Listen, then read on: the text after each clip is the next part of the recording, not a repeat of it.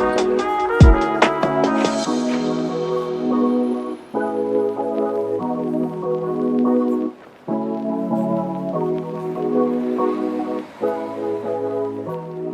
welcome to the Coalition of Manitoba Cultural Communities for Families Incorporated, our third annual general meeting.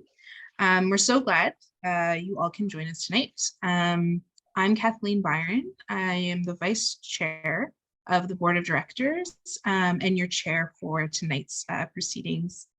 Before we get started, on behalf of CMCCF, we would like to acknowledge and thank our funders of the Winnipeg Foundation, the Winnipeg Suicide Prevention Network, and recently Canadian Heritage. Without your support and confidence in our vision of healthy communities and healthy families, we could not achieve all that we have to date and be able to look forward to our future with our allies and cultural communities.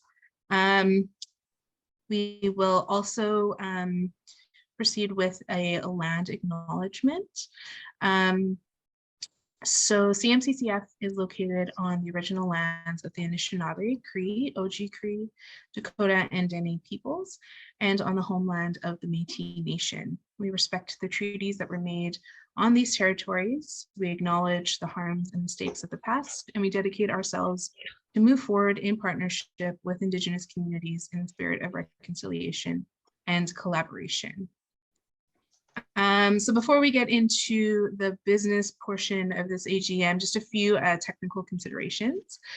We're asking that all those that are attending the AGM that are on this call right now, if you can please begin by typing your full name and organization or community that you identify with in the chat function so that we can include those in our AGM minutes. So I'll give you a few minutes to do that. I believe we have someone that's moderating the chat as well. So if you could just record that quickly, that would be great.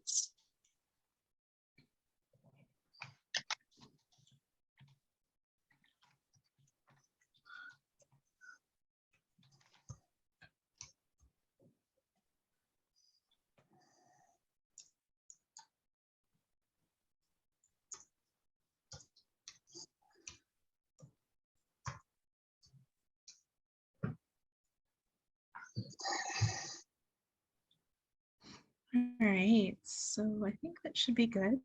As some of you may have just seen as well, just note that this event will be recorded.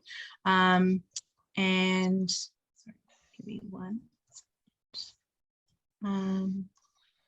Yeah, so this event will be recorded, and if you would not like to appear on the recording, then please turn your camera off. That is okay.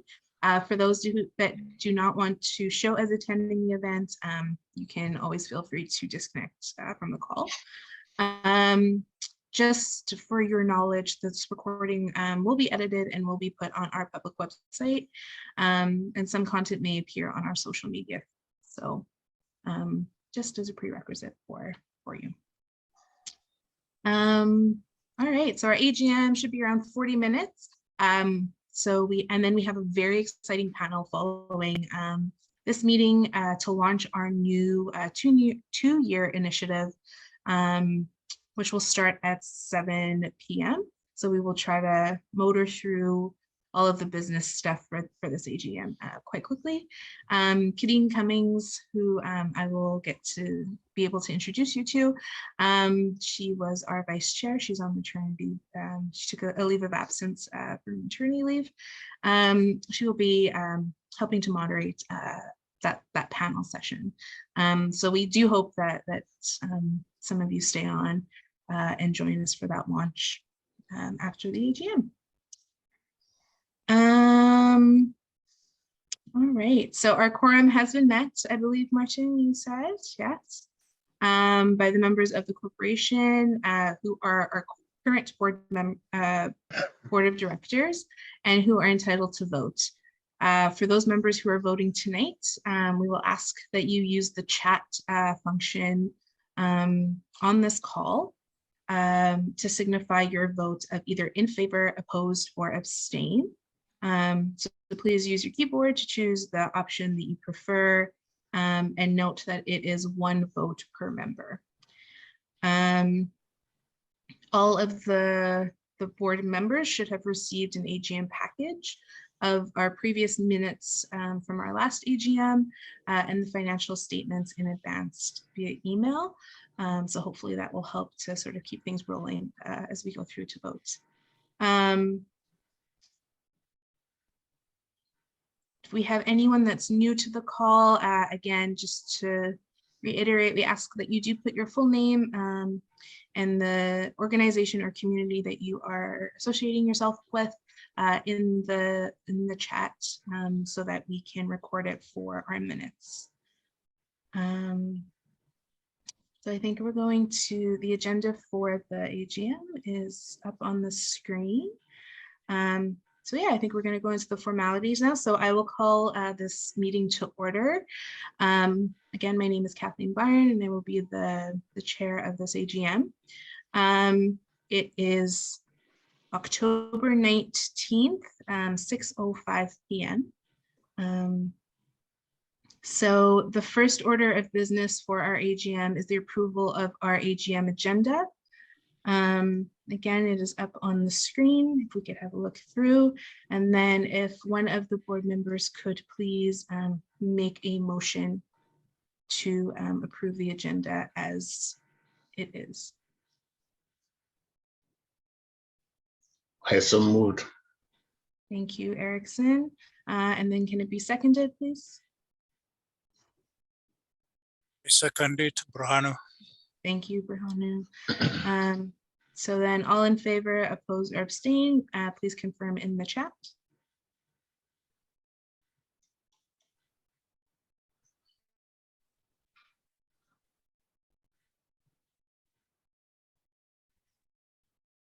Martin, will you let me know if it's when we're good to go? Okay. Yep, let's go. Okay, so the motion is approved. Thank you all. Our second order of business is looking at the previous AGM minutes. Like we said, those were sent out to the board prior to this meeting. And hopefully you've all had a chance to review. If there is no opposition to it at the moment, or no comments or queries about it, can one of the board members please make a motion to approve last year's 2021 AGM meeting minutes? I make the motion. Thank you, Mengistu.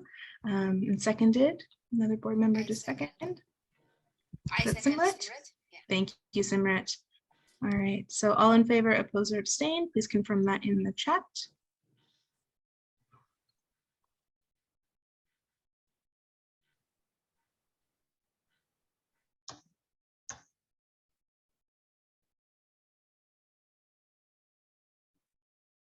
Okay.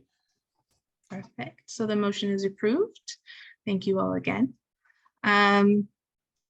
So our next order of business will be our annual report. So we will start off with an executive report by Florence, who is our chair of CMCCF, and as well as myself and Martin have some remarks to make as well. So I will turn it over to Florence. Thank you, Kathleen, and thank you everyone for being here tonight. My name is Florence, and I'm the chair of the board of directors for CMCCF.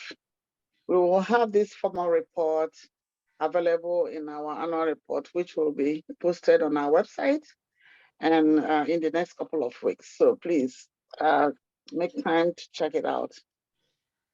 Kathleen and Martin will be speaking after me and provide more comments for the combined executive report. Before I start, I want to take this opportunity to thank everyone who participated and contributed to the previous year's activities, and very importantly, our funders of the Winnipeg Foundation, the Winnipeg Suicide Prevention Network, and our new funder, Canadian Heritage, the Government of Canada. There are many people, communities, and allies whom I wish to thank for their contribution, energy, and commitment to increasing the quality of life, the health and well-being of our many cultural communities and their families in Manitoba. And of course, our CMCCF vision remains immovable as healthy communities, healthy families. I want to thank our board of directors who continue to give their time and energy to better the outcomes of CMCCF. Thank you, everyone. Thank you for your time. This is our third annual report to the community regarding our successes, our challenges, and our vision for the future. Much of this will be covered when Steve and Mariam make their presentation on what we are able to accomplish last fiscal year with the help of many people. We have weathered the COVID storm by having to change the way we engage communities, our stakeholders, our allies, diverse service providers, and policymakers. Many new technologies have opened our eyes about new approaches and new ways of doing things, new partnerships as well. We have become quite proficient at this type of engagement as technology and have been able to concentrate the last few years on inventing new approaches to our engagement toolbox, including new planning for a community-driven facilitator, convener training program for communities, focusing on their young leaders to create the change they wish for communities and their future. And most importantly, building and strengthening our networks in Manitoba, both rural, northern, and urban, as well as across Canada, and many partners throughout the world who share their ideas about how cultural communities may focus their attention on health and well-being of their members. We know that the future will be challenging, and there are many ways of seeing the crossroads that we collectively face, the possibilities that we create together, and most importantly, how we as cultural communities identify and share our gifts with each other. This coming year brings us opportunities now that we never would have thought. We were able to apply to our visions those opportunities. We have slowly grown. We have been very calculated in how we apply our lessons learned during the previous few years, where we did not have many financial resources, but many in-kind contributions, which held us together and created hope for us going forward.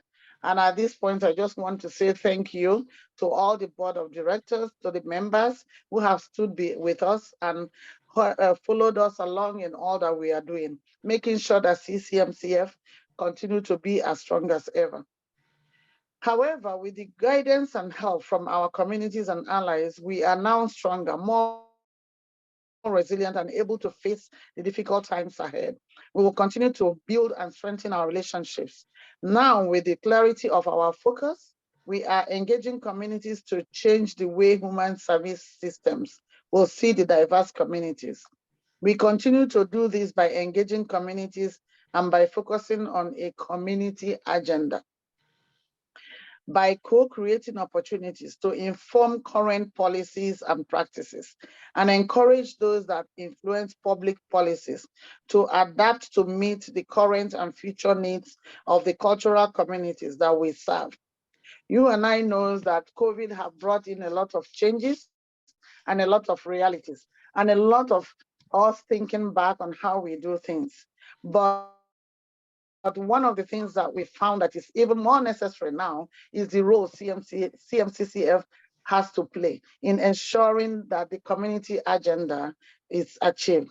So thank you for this opportunity to speak on behalf of CMCCF, and I hope you continue to tune on to our events, attend our events, and stay with us as we journey along through these challenges. Thank you for your time. So for those of you that are new to the work of our coalition, I want to provide a little bit of context of who we are and what we do from a community point of view. So as CMCCF, our focus and the way in which we see ourselves is very much about having a collective impact by collaborating and cooperating with other nonprofit, governmental, and private sector organizations. We believe that no single organization alone can solve the most challenging problems in our cultural communities here in Manitoba. We believe that this idea of ensuring a collective impact in our communities occurs when people, informal and formal leaders from different parts of the community and their allies commit to a common agenda for solving a range of specific social and cultural community challenges. These valuable perspectives provide us with the opportunity to focus our attention, to continue to increase our capacity, and even explore more opportunities to increase our growth and development in the following skilled areas. We want to build relationships of trust and respect by bringing diverse voices and communities together to engage, work, respect, and understand each other. We want to highlight specific community needs by actively listening to their voices rather than assuming what those needs are. We want to connect and enhance empowered communities by focusing attention on their shared strengths, wisdom, community assets, and core community values. We want to center and value lived and felt experience of community families and their children. We want to amplify community voices by building awareness, advocacy, and agency of what cultural communities desire in their lives. We also want to act as a two-way bridge between diverse service providers, all levels of government and their agencies, policymakers, and cultural communities, and their cultural and faith communities as well. We're also seeking to interpret and assist to navigate service systems for and alongside cultural communities. We want to activate processes to establish underlying conditions with which human service systems and policymakers inside and outside government institutions are engaged to hear, understand, and respect cultural communities' voices. So I'll now pass this off to Martin to continue. So thank you for this, and thanks for the comments from Kathleen and Florence. My comments will be very short and to the point. As Florence stated, the last few years with COVID have changed everything for us as an organization. We felt that we had a moral responsibility to protect and ensure the health of those that volunteered by creating new opportunities to learn and develop our best practices of the world of online engagement here in Winnipeg, in Manitoba and Canada, with partners in many places around the world. You'll hear from Steve and Miriam shortly how we were able to advance in many of these areas with new partners who have created opportunities to expand our range of engagements, how we plan, and more importantly, how we see youth leadership driving, not following, community change as our focus. An intergenerational context is very important for us. You'll hear about our expertise regarding engagements with and for communities where difficult conversations were required, and perhaps there are really no real solutions to problems or community challenges. Perhaps we were able to surface ways to only manage the volatility, the uncertainty, and the chaos facing many of our communities, and I also have to say fatigue, in their relationships with service providers, policymakers, and those that influence policy which impact community life. There is so much more that we can describe and share our stories of engagements of communities with these challenging circumstances. And we will be doing that over the year in many different ways. However, in this time that I have, I'd like to thank both Miriam and Steve for their commitment, their energy, and when times were very difficult, their ideas and their approaches, and probably more importantly, putting up with me when I always saw more opportunities ahead. And where sometimes, because I'm quite ambitious in terms of my vision, sometimes that overtook what was possible in the moment. So thank you, Steve and Miriam, for bringing me back to reality. Not too often, mind you. As well, I want to thank the board of directors for their support, good guidance, and sometimes very difficult questions that were presented when we had new ideas and new approaches to challenges that we saw in communities, where engagements would be helpful and create community change for the better. More will be said in our formal report when posted on our website soon. Meanwhile, I want to briefly turn to the future and build on our sustainability and robust past. Tonight's panel is a very important one for CMCCF. This new 2-year project is an important milestone for us. It's creating the connections. It's bringing our emerging logic model to link our work over the past few years with the future.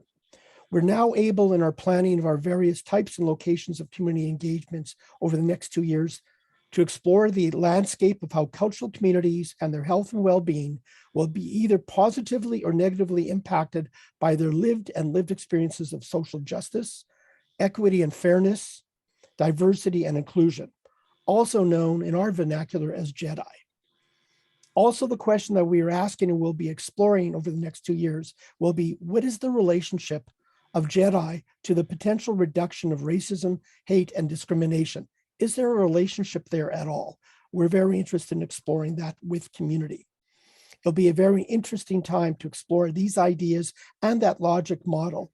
And we'll have more opportunities to engage community throughout the next 2 years to reflect on our cultural communities, telling us through their stories, their lived experiences about how JEDI actually benefits communities in many ways. Thank you. Thank you, Martin. Our report, when it is available online, will certainly reflect more than we're going to be able to touch on in a few minutes this morning or this evening. But the first thing I would like to do is just thank all of the volunteers who have given of their time, their energy, and their wisdom to our various committees and working groups.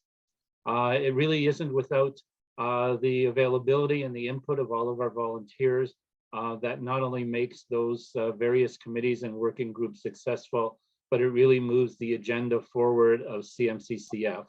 And as you've already heard from Florence and Kathleen and Martin, we are ambitious in our goals for the future, and we're building on the successes that we've had over the course of the last number of years. And many of our activities build not only on those previous accomplishments, but new initiatives as well. One thing that I just want to highlight from what you've already heard from the three before us is our focus and our increasing focus on the important role that youth need to play in bringing about change in community. And many of our initiatives over the course of this coming year, particularly within the context of our Canadian Heritage Grant, will focus on providing opportunities for young people to take leadership roles within their communities and to bring about the change that we're all looking forward for. So with that, what I'd like to do is just take a couple of minutes to just highlight a few of the committees and working groups that have been active over the course of the last year. And also, again, just make reference to the fact that the challenges of COVID certainly have put some obstacles in our place. But I think what you'll hear in a moment is that despite those obstacles, all of our working groups, committees, and the like have worked diligently, and we have moved the agenda and the mission forward of CMCCF. One of the new things that I just want to touch on for a moment is one of our new working groups, which is our Families at Peace Roundtable, which is co-chaired by Sanjam and Francis. This group began within the context of last year and a desire for us to have a vision of creating a cultural community network in which there is a sustained focus on strengthening peace in families. This is a network where learning, sharing, co-creating, and advocating takes place to positively influence a sense of peace, reduce stigma and stereotyping by others about cultural community violence. Through our roundtable events, which we are in the midst of planning for the coming year, community members will have an opportunity to participate in sharing their voice and perspective on these important issues. And we will support cultural communities to act together to strengthen peace in their families and their communities.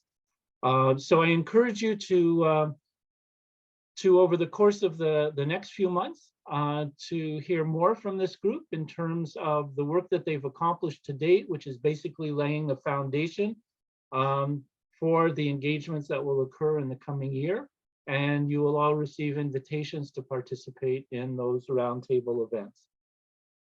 And I just want to again thank not only the co-chairs, but the several members of the working group who have been working diligently over the course of this last year to put that foundation in place. When you see our final report online in several weeks, we will have the opportunity to list all of the members of our various committees and working groups as well. One other thing that I'd like to also highlight is reference was made earlier to our ongoing goal of developing strong partnerships, both within community and with systems. One of the things that we've been very pleased with over the course of this past year is the development of a strong partnership on an ongoing basis with MANSO, the Manitoba Association of Newcomer Serving Organizations. We've been working with MANSO over the past number of years on a variety of different issues.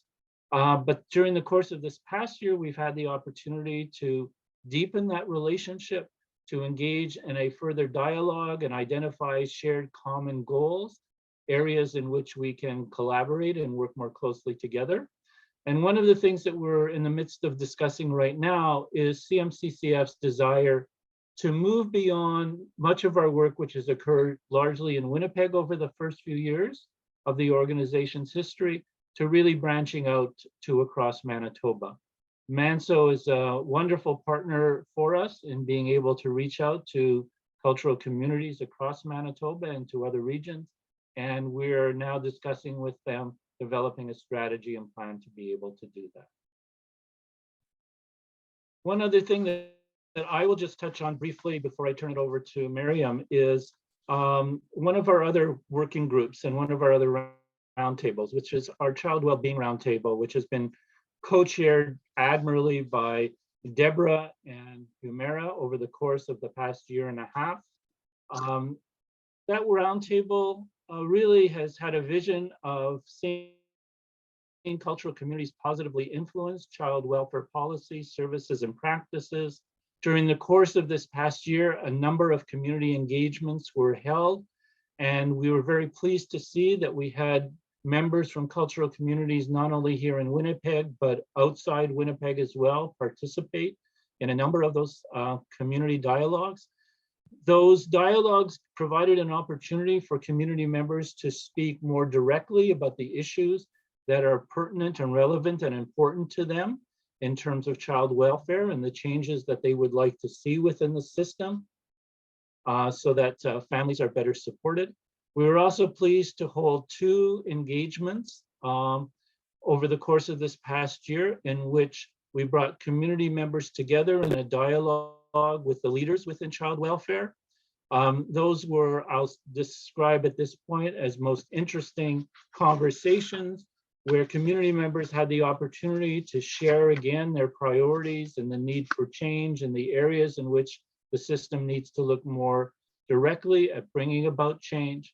But most importantly, what community voiced was a desire to work in partnership, to have the opportunity to establish agenda and to, in a way, be able to work with system, particularly system leaders, to identify priorities that would be important to benefit families and that would serve community families better. We left our system leaders with the opportunity to come back to us this fall in our next meeting to identify the top priority areas that they feel, based on what community has told them, would be areas in which they are willing to work in partnership. We're waiting for that feedback to occur. And certainly what we will be doing is providing you with more opportunities to participate in those dialogues in the fall, later this fall and through the winter, and report back to you in terms of the next steps in that really important work that's being done. And I just again want to thank Deborah and Humera and the members of the working group, and also the members of community who have participated now, as I say, in the course of this last year in more than 5 community engagements because of their dedication and passion and wanting to bring about change for the betterment of families within Manitoba. So with that, Miriam, I'm going to ask you to maybe speak to a couple of the other initiatives that we have underway, and then I'll have a couple of closing words on this as well. Okay.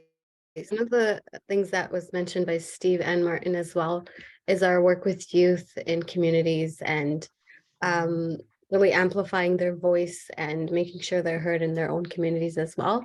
So one of the projects we're doing that is that called Giving Voice to Values. It's for youth health and well-being. So as noted in previous reports, youth mental health and well-being has become a priority area of focus for the coalition.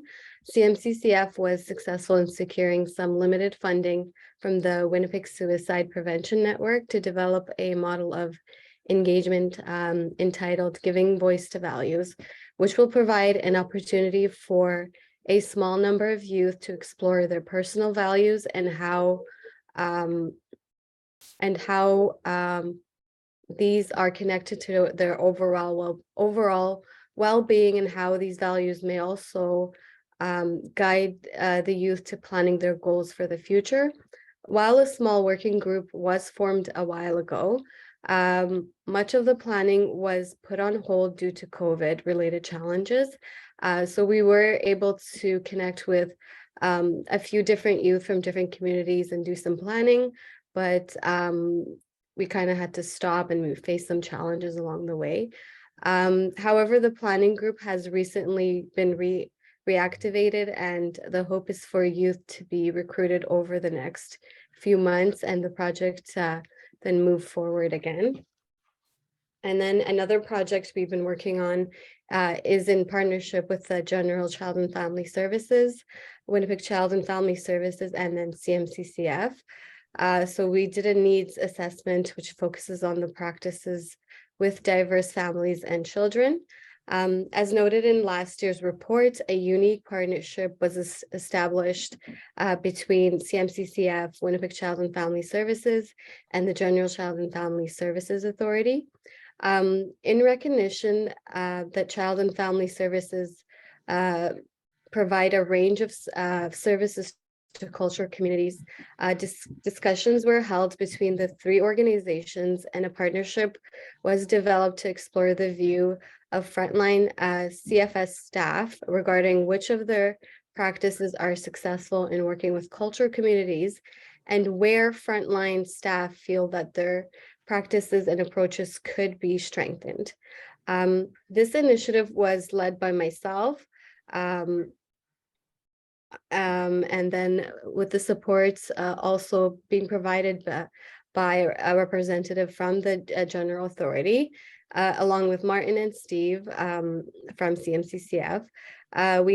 We had both online surveys of Winnipeg CFS staff, and also focus group discussions were completed a year ago, and a report was finalized earlier this year and presented to Winnipeg CFS and the General Authority.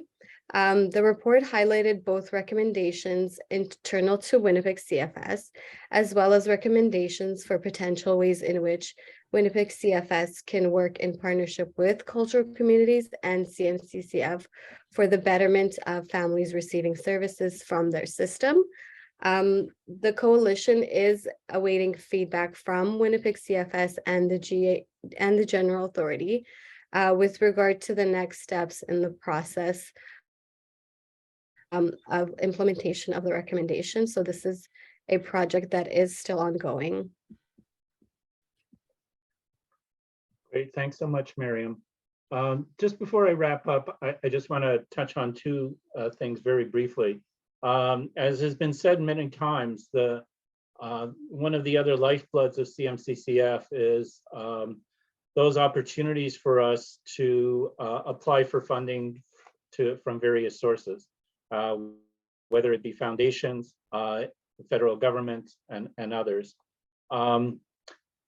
We, over the course of this last year, actually just this past summer, submitted a grant proposal to the Prairie Action Foundation, which focuses in the Western provinces on research within community that is related to family violence, intimate partner violence, and the like.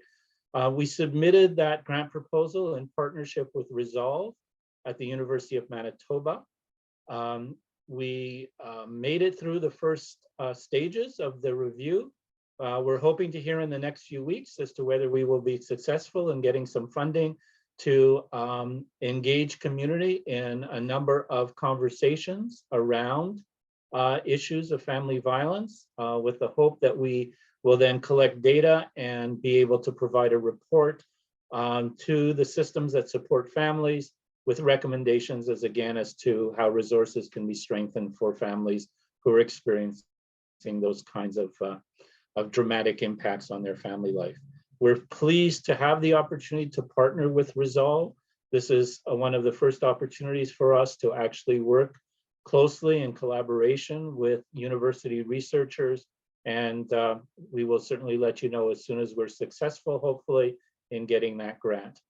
The other thing is, as was mentioned before, with regard to youth leadership and the opportunity for us to do more to provide opportunities for youth to become the change leaders in their communities. We just recently submitted a grant application to the Winnipeg Foundation in partnership with CMWI, the Canadian Muslim Women's Institute. This grant proposal focusing solely on providing opportunities for youth within our various cultural communities to participate in developing their leadership skills, to become leaders within their communities, and to also have the opportunity to share their perspective on changes that need to occur both within communities and with the systems that communities interact with. So we will certainly let you know as soon as hopefully we receive good news on that front as well. And with that, I will just thank you all for your support in all of the various initiatives that have been ongoing. We look forward to your participation in new initiatives. I will not take any more time to talk about our Canadian Heritage Project because I know all of you will be staying with us for the rest of this evening when you'll be hearing much more about that fantastic project that we're launching formally this evening. So thank you again. The next agenda item will be going over our financial statements, which is ending March 31st of 2022. So with that, I would like to welcome Zuleika Rahim, who will be providing our financial report. Assalamu alaikum and good evening to all. My name is Zuleika Rahim, and I'm currently serving on the board of the Canadian Muslim Women's Institute as their treasurer. And no, I'm not a board member of CMCCF.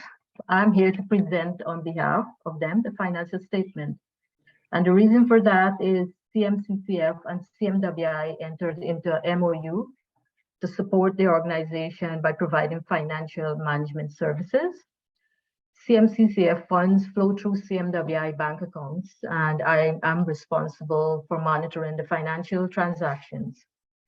In addition, I have compiled a statement that's up on the screen there, and this statement was prepared with all supporting documentation provided to me, and I've been working closely with Martin on that.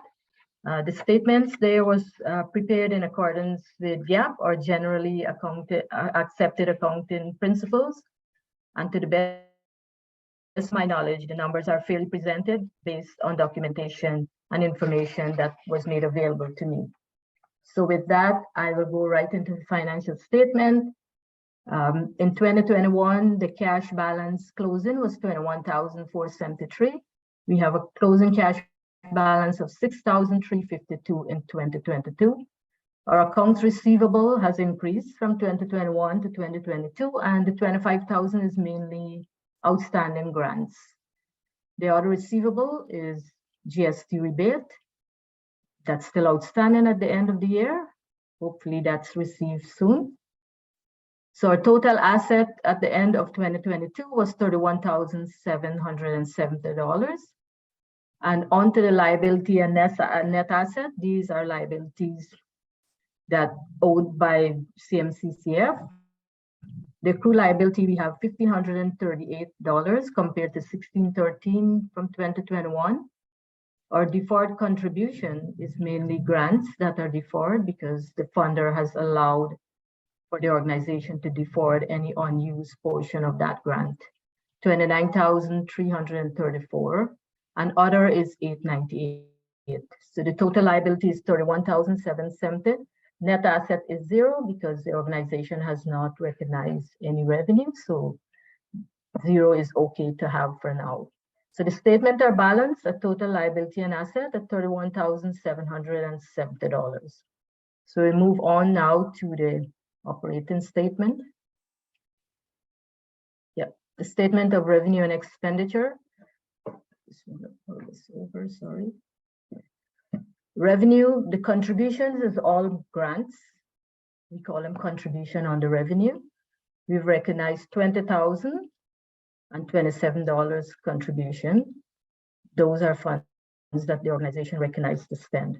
The expenses, communication and marketing, 1,041 compared to 2,194 for 2021. Community engagement, $300. I guess that's because of COVID. 2,475 was in 2021. Equipment and supplies, 1,774. Facilitator fee is 16,913 compared to 19,988 in 2021. There was no administration fee for this fiscal year reporting. So the total expense, $20,027. There's no excess revenue.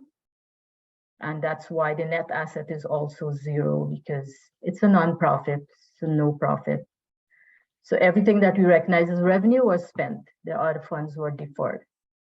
So that's the end of the financial reporting. If you have any question, you can put it in the chat or send it on to Martin and then he can send that on to me. For now, then that's the end of me and thank you for your attention.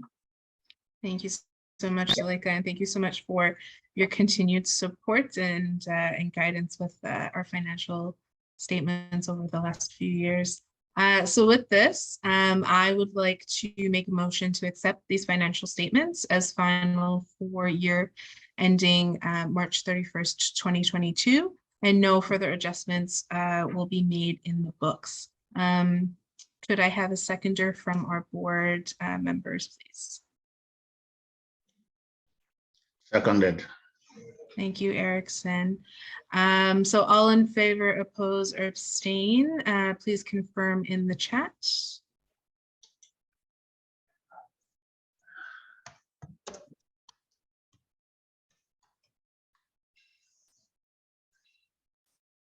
It's passed. Perfect. So the motion is approved. Thank you all. And thank you, Zuleika, again, for all of your support and hard work on our financials. So our next agenda item will be the returning directors. So our bylaw number 1 allows us to have up to 12 members. We currently have 9 directors who will be returning. I want to say thank you so much to our board members and for those that are returning again and all of the hard work that they have been doing to ensure that CMCCF continues to operate.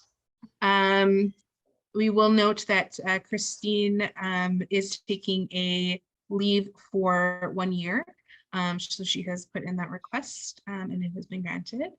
So I'm pleased to the returning directors of CMCCF and also to welcome Kadeen back to our board who has been on parental leave for the last year. We're extremely excited to have her rejoin our board again and be able to work with us again. So I don't want to butcher last names, so I'm just going to do first names really quick. So please welcome back Erickson, Aina, Berhanu, Mengistu, Florence, Simrit, Saran, Kadeen, and myself as our returning board members. So I want to thank all of the fellow board members for agreeing to continue in your valuable role to guide, provide oversight, and ensure that CMCCF's vision is achieved for our communities. And I will turn it over to Florence to offer some certificates of appreciation. Thank you so much, Kathleen. Thank you for the wonderful job you did. Yes, I'm very pleased and honored to be able to present certificate of appreciation to 5 very special people. These are people who have given of their time, energy, and have contributed to the development of CMCCF in the past year. It doesn't matter that all of them are leaving the organization, not at all. They are not leaving. So I will first of all call the first person, Arun Chauhan. I hope I didn't murder the I don't think Arun is here today. Arun has been a board member for 1 year, and unfortunately work has taken more of his time, and he's not able to continue at this time with the board. Even though Arun has been with us for a short time, I do remember that he asked important questions in our meetings and often presented ideas for us to consider, which some of us never thought about anyway. I know that at CMCCF is collaborating with the Punjabi community in their new youth leadership circle. And Arun will be involved in the community's reference group, which we will be working with over the next number of years. So thank you so much to Arun, and we are really appreciative of what you did. The certificate has been prepared and will be sent to Arun. And the next person I have, or we have, is Humera Jalil. Humera is here, and Deborah Martin Cook. Where can I start, Humera and Deborah? Both of you have been instrumental in the formation of our working group on child well-being. This was established more than 1.5 years ago to begin to plan for the development of a roundtable on child well-being. That was our first roundtable actually, which was formed over a year ago with a number of communities involved in giving voice to both challenges and improvements desired by cultural communities facing current child welfare policies and practices. Recently, under the leadership of Humera and Deborah, the Roundtable has identified a number of ideas to improve the relationship between CFS and cultural communities, and how future collaborations will solidify the cultural community's role in their children's well-being and CFS directly. This has been hard, and countless hours and much energy required leading this process for CMCCF. The engagement with CFS, lessons learned and recommendations will be on our new website in the near future with our other roundtable reports. We know that this is a time of transferring leadership to other members of the roundtable.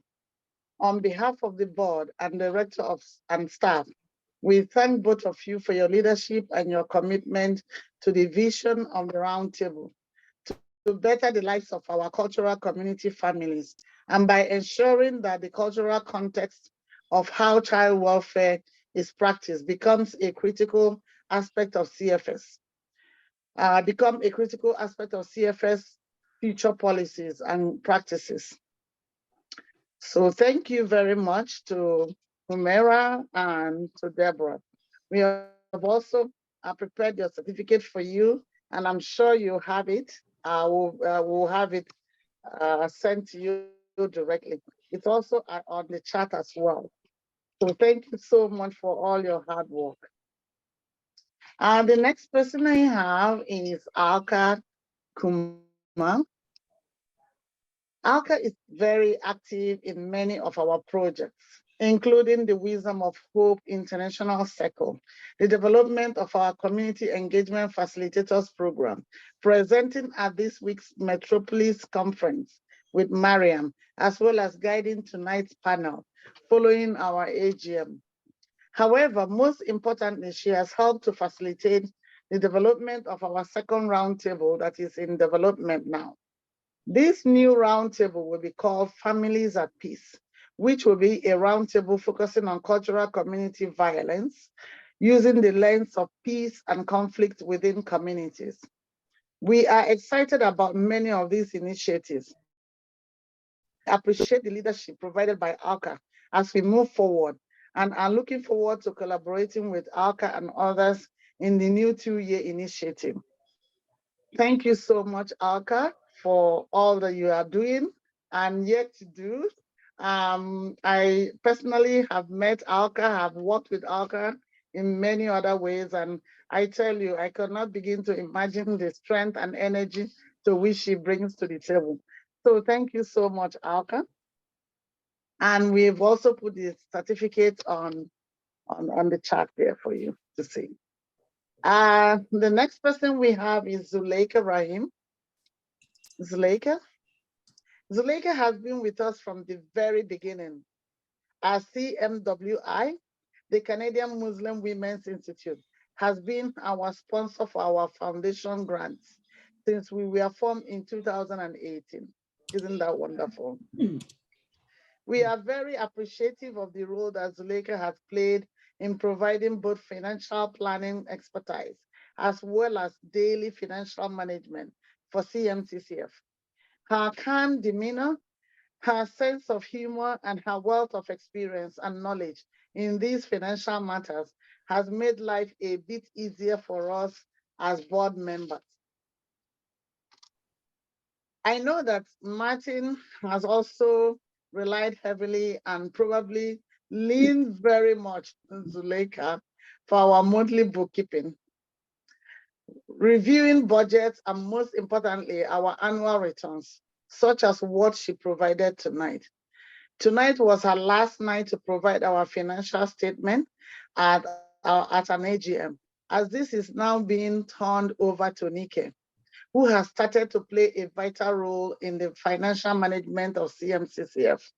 On behalf of the board of directors and staff of CMCCF, we want to thank Zuleika for her service to CMCCF. And we've also placed the certificate out for everyone to see. We'll be sending it to each and every one of them. So thank you to all our members and for all your volunteer work, for the time you spent with us at CCMCF. Hopefully we'll also cross paths again. I know that you are stepping down does not mean that you are going away, so we hope to continue to see each and every one of you. So I will now turn back the time to Kathleen. Thank you so much, Florence. And just to reiterate again, thank you so much to all of those individuals that received certificates of appreciation. CMCCF could not function or achieve the things that they have achieved without the support that you have offered. So thank you so much. Again, you are extremely appreciated by all of CMCCF. So with that, that wraps up the official portion of our AGM. We will officially adjourn the business portion of this meeting and move on to our panel presentation. I want to thank everyone so much for your attention tonight, for patiently waiting as we go through all of the business that needs to get done for this. So I would like to call this AGM to a close at 6:54 p.m. on October the 19th, 2022. So as most of you are aware, my name is Kathleen Cummins. I'm a board member from CMCCF, and I've been on the board now since the organization inception. I would like to take this opportunity to welcome each and every one of you to our launch of the Intercultural and Intergenerational Diversity and Inclusion Engagement Project. That sounds like a mouthful. And this project would not be possible without the help of Canadian Heritage. They're providing financial support for us for this new initiative, so we'd like to express our gratitude. Tonight's launch and mutual learning event is being held virtually and will, just a second please, I'm just freezing again, it seems like.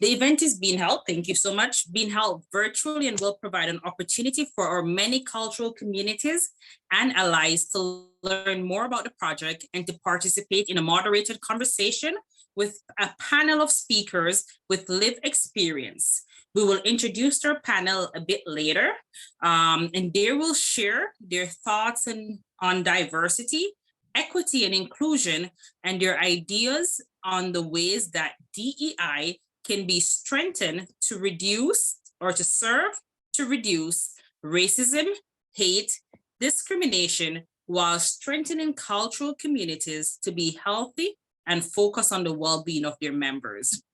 They will also share their ideas on how their strategies and action may also contribute to the strengthening the overall well-being of our many cultural communities. Following the initial moderated conversation, the discussion will be open to all participants present. I'd just like to run through a few technical considerations for those of you who weren't here for the initial piece of the AGM. So it might sound a bit repetitive, but I have to do this just for safeguard for everyone here. So for those of you who weren't here before, I'll ask that you type in your name, or those who came late, that you type in your full name and or organization or community that you do represent, and also your email in the chat function of this meeting. And this is so we can share information with you and know who's also sharing in the experience of tonight. Also, this portion of this moderated conversation will be recorded. If you do not want to be included in the recording or on video, please do turn off your camera at this point in time. And if you do not want to show us attending this meeting, I'll kindly ask you to disconnect. That will break our hearts, but if you're not comfortable, then this is your opportunity to remove yourself, but we'll be happy for you to stay.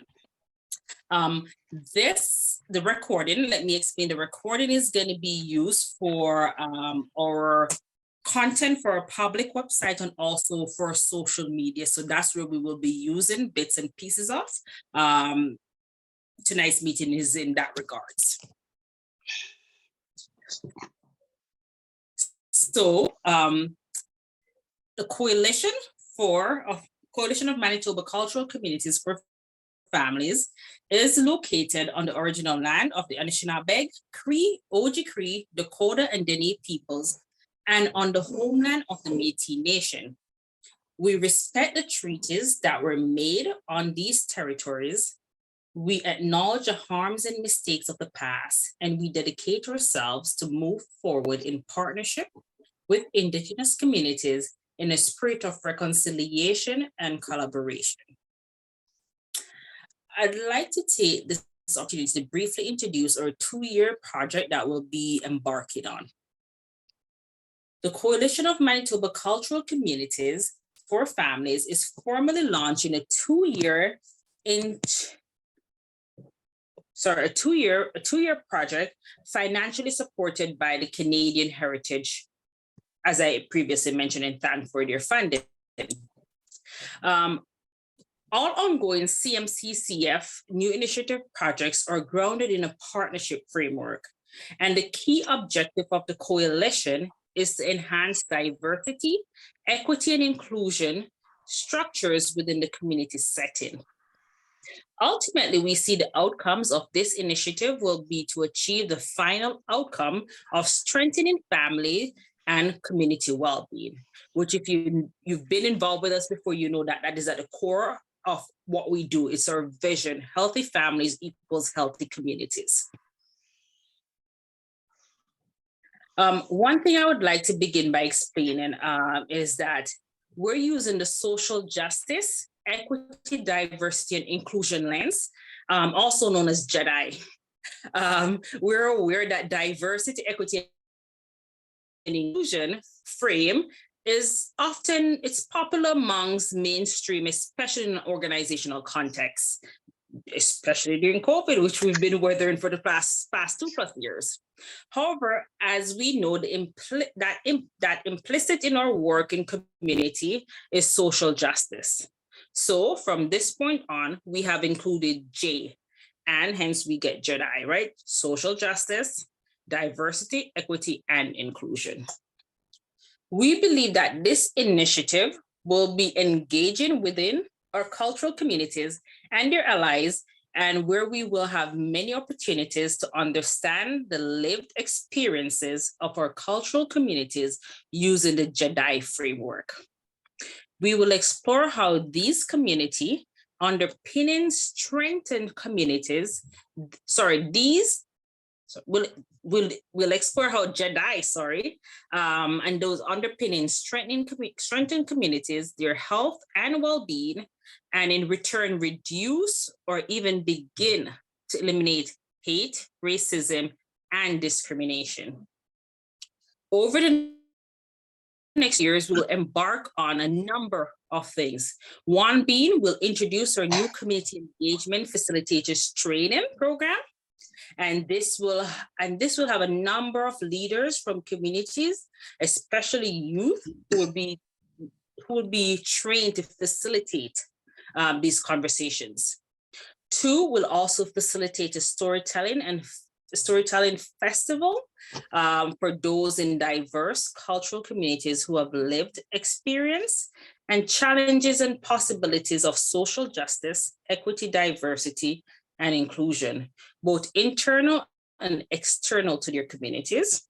And 3rd, we'll engage in cultural communities within rural Manitoba and northern Manitoba regarding the future of their communities by facilitating a number of impactful conversations. 4th, we'll plan and implement a number of multi-sectoral engagements with communities, diverse service providers, and those who both influence and create policy impacting culture. 5, we'll engage a number of cultural communities to create planning opportunities for their envisioned futures, reflecting the lens of social justice, equity, and fairness, diversity, and inclusion. We invite all members of cultural communities, especially those who are passionate about social justice, equity, diversity, and inclusion, to join us in this exciting initiative. So for all of you who are friends or colleagues who are not here tonight, and this is your passion, please do spread the word. We would like to have them on board. We welcome the participation, as I mentioned. So for those who are not here, or for those who are here tonight, there are a couple of ways in which you can get a hold of us. You can follow us on social media, especially Instagram. That's where we're up and going now. We're working on the others. And our Instagram handle is @CMCCF 2021. I'll ask Martin to put that in the chat for me so everybody have access to it. I'm sorry, I'm just working from my phone, so it's just a little bit to jump between screens. So that's our Instagram handle, is @CMCCF 2021. Our website, is cmccfamilies.ca. So Martin, can you please also put our website in the chat function for me so everybody will have access to that information? And I mentioned earlier that we'll be using some of the recording, and those are the 2 main platforms you'll find them on. And you can follow, as I said, you can follow us on Instagram, or you can check out our website. There'll be future events posted and information about the work we're doing and all the new and exciting initiatives that we have going on. So please do spend some time on those if you do have a chance. We're very excited to announce this initiative, as I mentioned. And again, we wish to thank Canadian Heritage for their support.